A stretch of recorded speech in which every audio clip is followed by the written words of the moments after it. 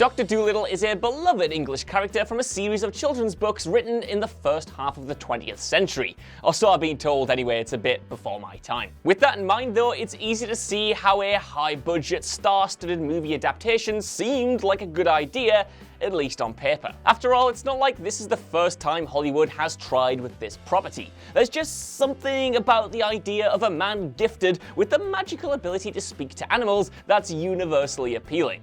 It's one of those essential what-if stories that drives Hollywood, and that's probably what attracted Robert Downey Jr. to the latest adaptation. Sadly, for everyone involved in Dolittle, the reality of this project was quite different. The charm of the now-retired Avengers star alone should have made the movie a success, but it didn't. It bombed, and it bombed hard. When the closest comparison everyone's looking at is whether it's worse than the abomination that was Cats, you know something bad has gone wrong. And while Downey Jr. might be the one who takes the greatest portion of the flak, because after all, his name is above the door and it's ostensibly known as a Robert Downey Jr. vehicle, the ex-Iron Man star isn't the only one to blame. The reality of Dolittle is that the whole production and release of this film was troubled and riddled with the kind of problems you don't simply shrug off. That said, no one ever intentionally sets out to make a bad movie. So the question here is exactly what went wrong, and while it's just tempting to say everything, there are some very specific issues that led to the film becoming the first big disaster movie of 2020. I'm Josh from WhatCulture.com, and this is why Dolittle bombed. The first disastrous decisions. While it might look like something of an odd choice for Downey Jr. to go from Tony Stark to the flamboyant English Doctor, you can't see why the actor would pick up this kind of project. Not only does the property come with the promise of a captive audience, after all, Hollywood seeks money where it's already found money before, no matter how long ago it was, but it also represented an opportunity for the actor to distance himself from the role that has defined his career for the past decade. So his reasoning was sound, and the studio's reasoning for making another Dolittle movie is basically sound as well. It's just a dangerous game to follow the same logic that led to studios making new takes on Robin Hood and King Arthur recently, i.e. the fact that they're established characters should mean they're going to make money, and assuming that star power is enough to make context and the actual audience interest not matter. Add on top of that the questionable starting point, and the production made some pretty catastrophic errors. This all starts with the weird choice for a director and screenwriter. He may have proven himself as a great filmmaker working on award-winning crime dramas and geopolitical thrillers, but Stephen Gaghan wouldn't be many people's first choice when it comes to creating a fun family comedy. So the fact that he was the one the studio turned to is a little odd at best. Now, in broad terms, Gaghan does look like the kind of professional that could produce a surefire film regardless of the theme, because class is permanent after all, but something was very wrong from the get-go. Set reports leaked from apparently disgruntled employees calling the director Bat and lambasting his methods ahead of him being fired in all but official name and replaced with Chris McKay and the writer Jonathan Liebsman as director. Here's what one whistleblower allegedly said, quote, "It was deep in production hell last year. They started filming scenes before they had even planned where the animated animals would be standing. It was nuts. And then the Bat director went and got fired, which was a little too late after his insane outbursts and subsequent banning from stepping foot in both the lead concept department and the lead pre-visual animation department." If the rumors are to be believed then, the issue came down to Gaghan simply not having the experience to make a heavily CGI-led movie, which meant his approach to shooting such a film was completely wrong. The whistleblower also said, quote, "Then he demanded that the pre-visual department be fired because we can figure it out on the day. Yeah, Steven, you can figure out where 5+ animated characters and Robert Downey Jr. are standing when you have 30 individual camera shots to film on Monday morning. You effing moron."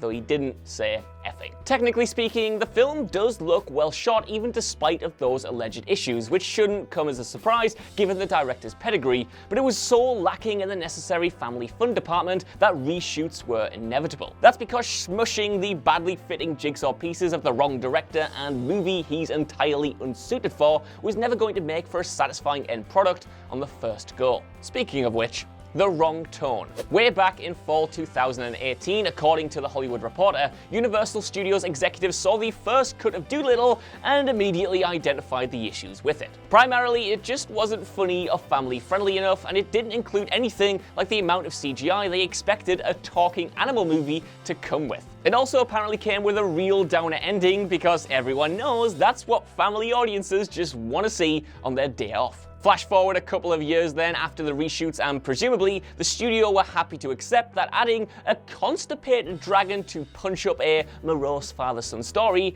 was a good idea. I don't know how they got there, but sure. It could actually have been very different though, because Seth Rogen of all people was lined up to be the man to fix things, and he consulted on the reshoots before a scheduling conflict meant he and Neighbours co-writer Brendan O'Brien had to drop out. Their almost hiring suggests that Universal had a very clear idea of what they wanted the film to be in tone, and then they asked Chris McKay, who was then replaced by screenwriter John Whittington, and Jonathan Liebsman to put it together. Sadly, they did not succeed. Now, reshoots are a wholly normal thing for a movie of this size, and Marvel have proven time and time again that it can actually make the end results better.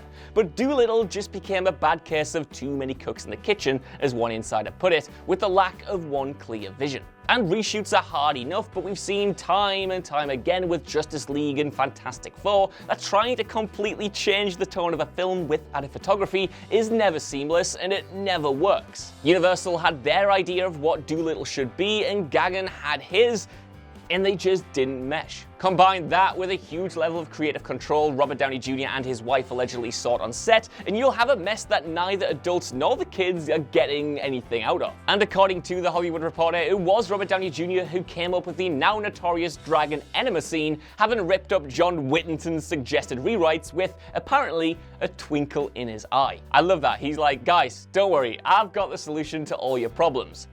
Dragon enema. You know, give me $50 million extra, please. You know, send it in the post, it's fine.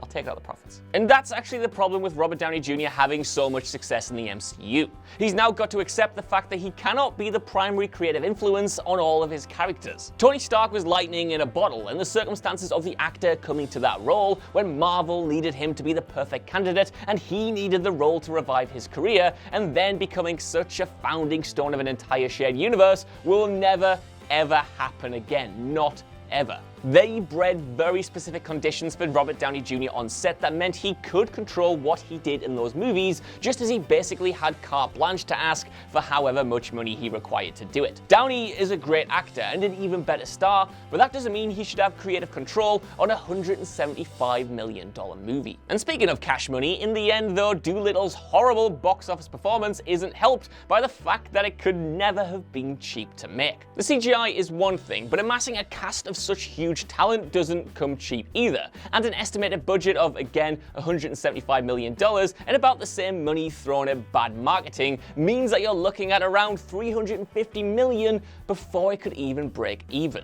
And again, that Cats comparison is actually quite pertinent, because that film only cost $90 million before marketing, and now that thing looks like an absolute bargain. An MCU movie with Robert Downey Jr. in could make that with its eyes closed, but a Dr. Dolittle movie was always going to struggle. And now, the final nails in the coffin. What is particularly interesting though is that Dolittle is, after all, a franchise that only worked relatively recently on the big screen because of the transgressive nature of Eddie Murphy's version. His Dr. Dolittle was a completely new creation with the old character's powers, but little else linking the pair. It was a revisionist rather than a nostalgic approach, and it worked for that very reason. For Universal to then believe that going back to the source material for a more pure adaptation would work is just numb-headed. That's not enough to build a movie around, and it never ever goes well when that's your starting point. Even worse, it's not even fair to say that Robert Downey Jr. does well with the movie's material. Yeah, he struggles with a poor script and a ridiculous premise, but his acting decisions alone should definitely raise an eyebrow just based on their own merits. Also, it's almost as if Universal knew how big of a disappointment it was going to be, since they pushed the release date for Dolittle to January, a month for films studios notoriously have no faith in. For it to then have to compete with the surprisingly popular Bad Boys threequel and Sam Mendes's stunning 1917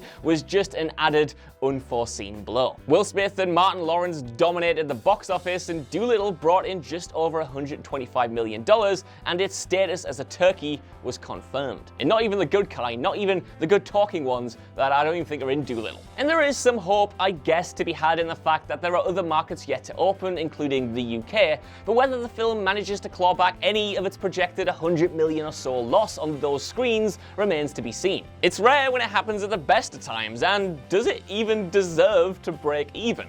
Will studios learn anything if they keep scraping through by just getting their money back? I don't know, but the main question is, how will this affect Robert Downey Jr.'s career and what will his next move be? He is no stranger to starring in awful movies, just look at the shaggy dog, and the last Avengers paycheck is still putting food on the table 5 times over, so he doesn't need to worry about that. But it's hard to not think that the way he's perceived by Hollywood brass will now have almost certainly changed. Hell, who knows, this might even make him rethink never playing Tony Stark again.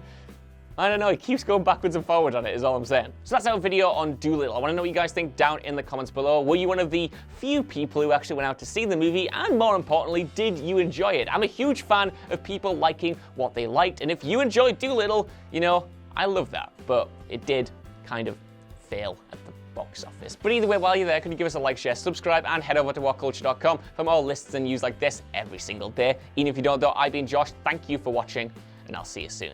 Bye.